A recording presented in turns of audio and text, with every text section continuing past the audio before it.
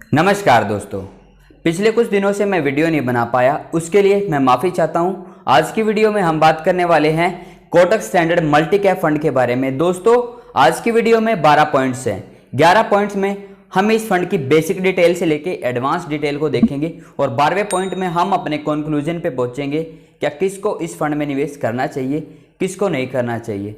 दोस्तों, अगर आप इस फंड के बारे में कुछ पहले से जानते हैं और अगर आप उस पॉइंट को नहीं देखना चाहते तो वीडियो के डिस्क्रिप्शन में मैंने टाइम स्टैम्प दे दिया है, जहां पे आप जाके किसी पर्टिकुलर पॉइंट को ही देख सकते हैं। तो चलिए दोस्तों, आज की वीडियो शुरू करते हैं।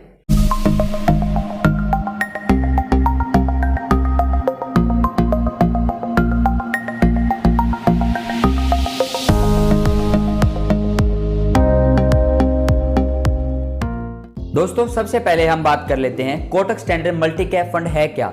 दोस्तों, आज की वीडियो में हम इस फंड के डायरेक्ट प्लान के बारे में बात करने वाले हैं। दोस्तों, हर फंड में दो तरह के प्लान होते हैं, एक होता है रेगुलर और एक होता है डायरेक्ट प्लान। तो आज हम इस फंड के डायरेक्ट प्लान के बारे में बात करेंगे। तो दोस्तों, ये एक open ended equity scheme fund है जो कि आपके द्वारा इन्वेस्ट किए गए पैसे को भारत की शेयर मार्केट में लिस्टेड हर तरह की कंपनीज में पैसा इन्वेस्ट करता है, चाहे वो भारत की सबसे छोटी कंपनियां हो, भारत की मीडियम कंपनियां हो या भारत की सबसे टॉप कंपनीज हो।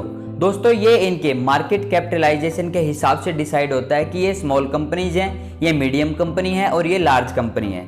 तो दोस्तों, ये फंड 1 जनवरी 2013 को 13 रुपए की एनएवी के साथ कोटक म्यूचुअल फंड द्वारा लॉन्च किया गया था। और दोस्तों, अगर आज का इसका एनएवी प्राइस देखें तो आज का इसका एनएवी प्राइस है 38.23 पैसा।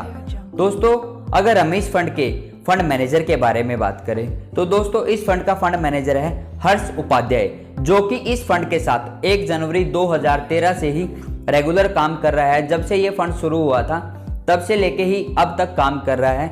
दोस्तों, अगर हम इनकी एजुकेशन के बारे में बात करें तो इन्होंने बीई मैकेनिकल फ्रॉम एनआईटी सूरत कला से की हुई है और इनकी पीजीडीएम की डिग्री फ्रॉम आईआईएम लखनऊ से हुई है। और अगर हम इनकी एक्सपीरियंस के बारे में बात करें तो दोस्तों, कोटक म्यूचुअल फंड ज्वाइन करने से पहले इन्होंने डीएसपी म्यूचुअल फंड के साथ और यूटीआई एएमसी के साथ भी काम किया है। दोस्तों, इनको इस इंडस्ट्री में 23 साल का एक्सपीरियंस हो चुका है। दोस्तों, फंड मैनेजर के बारे में जानना हमारे लिए जरूरी होता है, इसीलिए मैं आपको फंड मैनेजर की सभी डिटेल्स देता हूं, क्योंकि अपने बिहाफ पे फंड मैनेजर ही अपना पैसा इन्वेस्ट करता है। कौन सी कंपनीज में उसको पैसा लगाना है उसको पहले से पता होना चाहिए, उसको एजुकेशन होनी चाहिए या उसको एक्सपीरियंस भी होना चाहिए। दोस्तों, अगर हम इस फंड के एयूएम को देखें, एयूएम का मतलब होता है दोस्तों एसेट अंडर मैनेजमेंट, कि इस फंड के पास अब तक इन्वेस्टर्स द्वारा कितना पैसा इन्वेस्ट किया जा चुका है।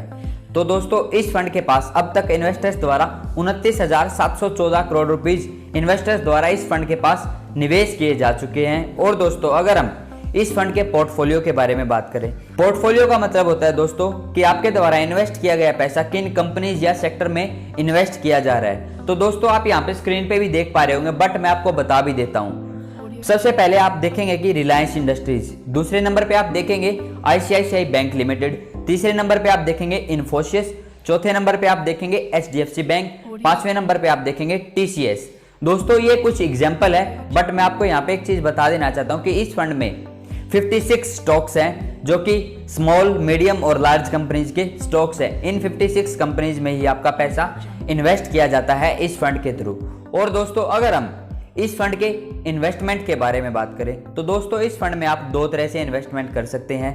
पहला है एसआईपी, दूसरा है लमसम। एसआईपी का मतलब होता है दोस्तों सिस्टमैटिक इन्वेस्टमेंट प्लान। इस प्लान में आपको हर महीने कुछ पैसा इन्वेस्ट करना होता है। और दोस्तों, लमसम का मतलब होता है अगर आपके पास कुछ इकट्ठा पैसा पड़ा हुआ है, उस इकट्ठे पैसे को ही लमसम अमाउंट बोला जाता है। तो दोस्तों, अगर आप इस फंड में एसआईपी के थ्रू इन्वेस्ट करना चाहते हैं तो मिनिमम आप 500 रुपीज मंथली इन्वेस्ट कर सकते हैं। और अगर आप इस फंड में लमसम अमाउंट के साथ निवेश करना चाहते हैं तो इस फंड में आप lump sum amount minimum 5,000 rupees minimum invest कर सकते हैं। और दोस्तों, अब हम बात कर लेते हैं इसके चार्जेस के बारे में।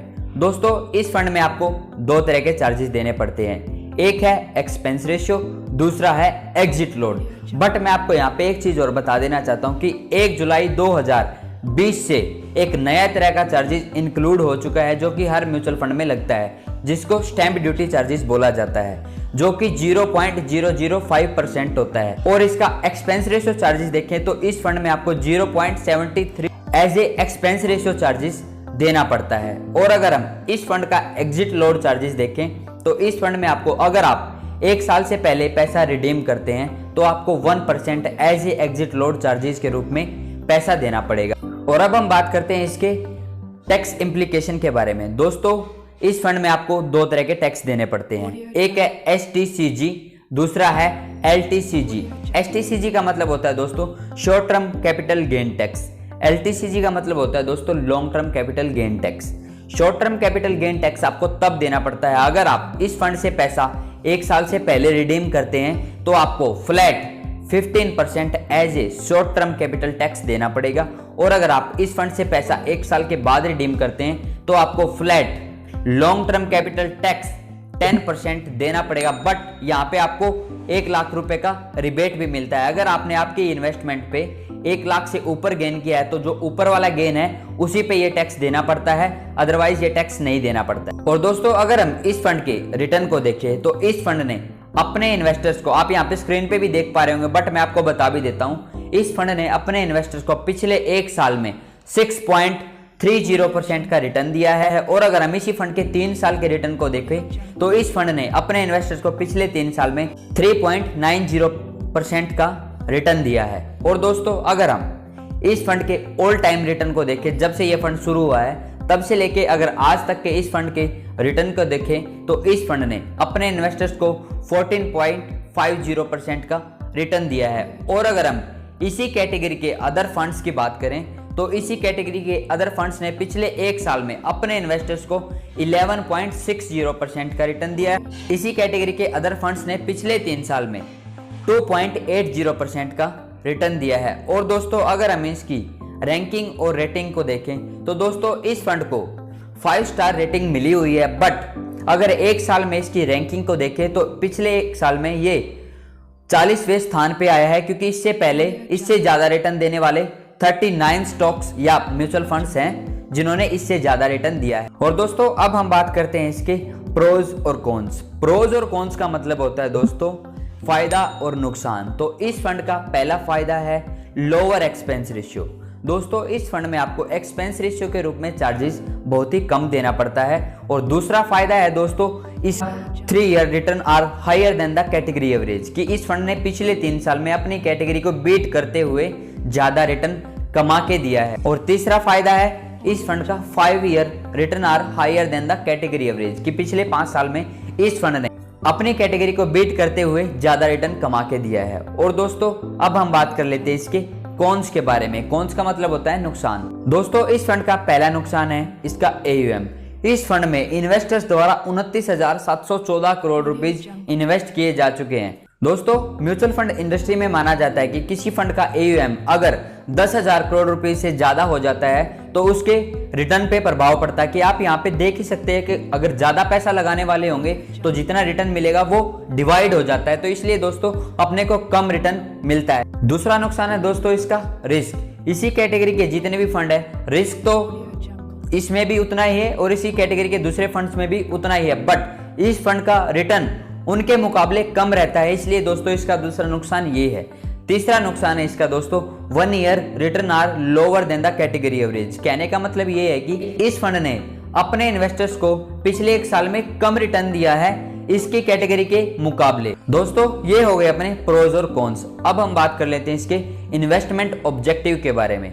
दोस्तों, इन्वेस्टमेंट ऑब्जेक्टिव का मतलब होता है किसी भी फंड का एम, कि इस फंड को शुरू क्यों किया गया है, इस फंड का एम क्या है। तो दोस्तों इस फंड का एम है कि मैं अपने इन्वेस्टर्स को लॉन्ग टर्म कैपिटल एप्रिसिएशन दे सकूं उनकी इन्वेस्टमेंट पर। दोस्तों, अब हम बात कर लेते हैं अपने कंक्लूजन के बारे में। दोस्तों, यहाँ पे मैं आपको अपना ओपिनियन शेयर करूंगा। मैं आपको रेकमेंड बिल्कुल भी नहीं करता हूं कि आपको इस फंड में निवेश करना चाहिए या नहीं करना चाहिए, बट दोस्तों आपको किसी भी म्यूचुअल फंड में ज्वाइन करने से पहले या इन्वेस्ट करने से पहले उसकी जानकारी पहले से पता होनी चाहिए। इसीलिए मैं नॉलेज पर्पस के लिए आपके लिए वीडियो बनाता हूं। तो दोस्तों, मेरे अकॉर्डिंग उन इन्वेस्टर्स को इस फंड में इन्वेस्ट बिल्कुल भी नहीं करना चाहिए जो कि अपनी इन्वेस्टमेंट को 5 साल से पहले रिडीम करना चाहते हैं, क्योंकि दोस्तों आपको कम समय में कम रिटर्न देखने को मिल सकता है। और दोस्तों अगर आप इस फंड में निवेश करना ही चाहते हैं तो दोस्तों मिनिमम आप 5 साल या उससे अधिक समय के लिए ही इस फंड में निवेश कीजिए, और वो भी SIP के फॉर्म में निवेश कीजिए। दोस्तों ये मेरा ओपिनियन है, मेरी आपको रिकमेंडेशन नहीं है कि आपको इस फंड में निवेश करना ही चाहिए या नहीं करना चाहिए। उम्मीद करता हूं दोस्तों आज की वीडियो का कॉन्सेप्ट आपको क्लियर हो गया होगा। और दोस्तों अगर आपको फिर भी कोई क्वेरी रह जाती है तो आप मुझको कमेंट बॉक्स में कमेंट करके पूछ सकते हैं, या आप मुझको इंस्टाग्राम पे डायरेक्ट मैसेज करके भी पूछ सकते हैं।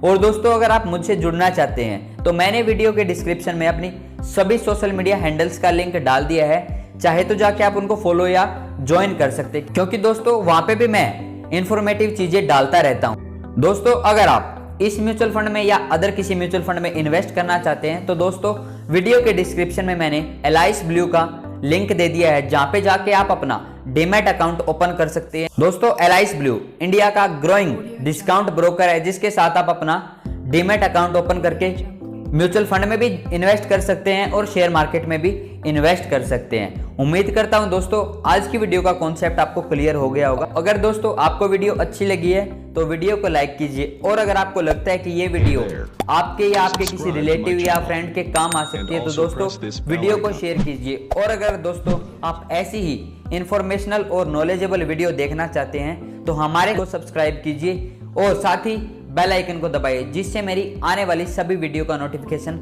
आपको मिल जाएगा। दोस्तों आज के लिए वीडियो में इतना ही, मिलते हैं आने वाली किसी नई वीडियो में, तब तक के लिए नमस्कार।